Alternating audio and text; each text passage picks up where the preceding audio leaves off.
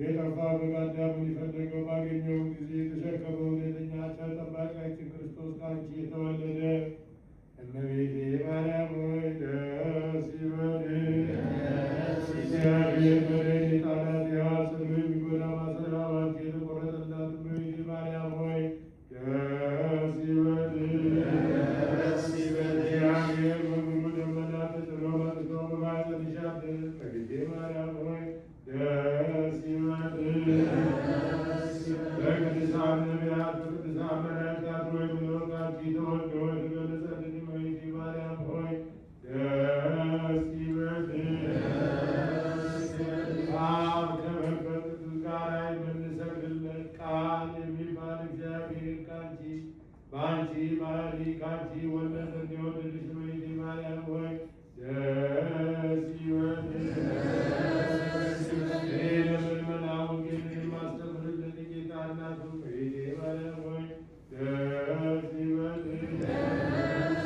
ከወለድሽው በኋላ ማኅተመ ድንግልናሽ እንዳይለወጥ አድርጎ የጠበቀሽን አማኑኤልን የወለድሽው እመቤቴ ማርያም ሆይ ደስ ይበልሽ። ማኅተመ ድንግልናሽ ሳይለወጥ ንጉሥ ክርስቶስን የወለድሽ እመቤቴ ማርያም ሆይ ሰላምታ ይገባሻል። ማኅተመ ድንግልናሽ ሳይለወጥ ንጉሥ ክርስቶስን የወለድሽ እመቤቴ ማርያም ሆይ ሰላምታ ይገባሻል። ልዩ መድኃኒታችንን በመውለድ እናትን አገልጋይን ተብለሻልና እግዚአብሔር ባልሽን ባሕርይ አድርጎ ባለሟልነትን አግኝተሻልና እመቤቴ ማርያም ሆይ ሰላምታ ይገባሻል።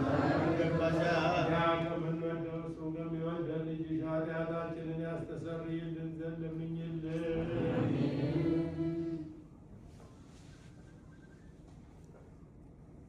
ደመና ክብሯ በእኛ ለዘላለም በሆነች ይደርብንና አምላክን የወለደ በድንጋሌ ሥጋ በድንጋሌ ነፍስ ጸናች ክብርት እመቤታችን ያደረገችው ተአምር ይህ ነው። አምላክን የወለደች በድንጋሌ ሥጋ በድንጋሌ ነፍስ ጸናች ክብርት እመቤታችን በስዕሏ አድራ ያደረገችውን ተአምር ስሙ። ከአፍሪንጊያ አገር በከበረ ልብስና በወርቅ በብርም እጅግ የከበረ አንድ ነጋዴ ነበር። ያም ሰው ሥጋ የለበሰች የምትመስለውን አምላክን የወለደች በድንጋሌ ሥጋ በድንጋሌ ነፍስ የጸናች የክብርት እመቤታችንን ስዕል ዜና በሰማ ጊዜ ፈጽሞ ደስ አለው። ገንዘቡን ሁሉና ንግዱን ትቶ ድሃ መስሎ ወደ ጸቤንያ አገር ሄደ። ስዕሏን ሰርቆ ወደ አገሩ አፍሪንጊያ ይወስዳት ዘንድ ይህን ምክንያት አደረገ።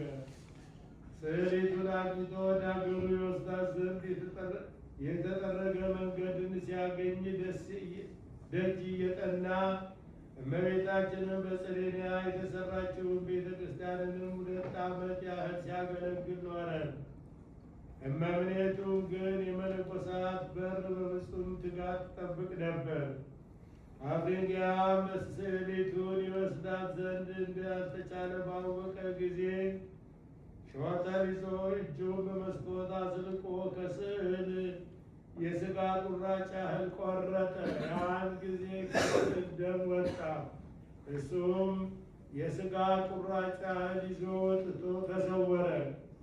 ያን ጊዜም ሰዎች አውቀው ፈልገው በጭንቅ አግኝተው ያዙት፣ ይገዙት ዘንድ ወደዱ። ያን ጊዜም እኔ ስለ መውደዱ ክብር ሊሆነው ወስዷል እንጂ ይህን በክፋት አላደረገውምና ተዉት፣ አትግደሉት የሚል ቃል ከስዕል ተነገረ። ነገር ግን የተቆረጠውን ሥጋ ከሱ ወስዳችሁ ከተቆረጠበት ቦታ ግጠሙት። ያን ጊዜውን አኖሩትና ተጣብቆ ቀድሞ እንደነበረ ሆነ። ነገር ግን የደምና የሾተል ፍለጋ እስከ ዛሬ ድረስ ታውቆ ይኖራል።